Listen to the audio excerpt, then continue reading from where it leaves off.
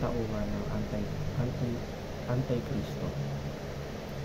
Ngayon po ang ating pag-aaralan ay tungkol sa 1 John chapter 2 verse 18 at buksan po natin yung ating verse of receive sa mga ng salita ng Diyos. Yung sabi dito na, Dear children, this is the last part, and as you have heard that the Antichrist is coming, even now many Antichrists have come. This is how we know it is the last hour. Or sa Tagalog, mga anak, huling oras na, dahil ang inyong narinig na darating ang Antikristo.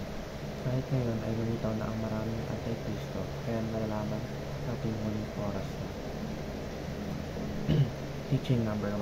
The Antichrist was mentioned only in 1st and 2nd John. Sa Biblia, ang salitang Antikristo ay eksklusibong makikita lamang sa sulat. Makikita sa mga sulat ni Apostol Juan. Partikular ito makikita sa 1st John or 2nd John. Hindi ito nabanggit sa ibang bahagi ng Biblia. Teaching number 2. The Antichrist lived in the 1st century. Ang Antikristo ay nabuhay noong unang siglo ayon sa mga sinulat ni John. May mga Antikristo na nabuhay na noong panahon niya.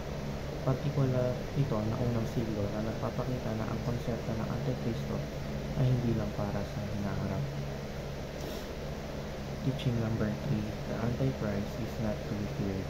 Ang huling katuroan ay ang mga sulat ni John ay nagpapakita na hindi dapat matakot ang mga Kristiyano sa Antikristo.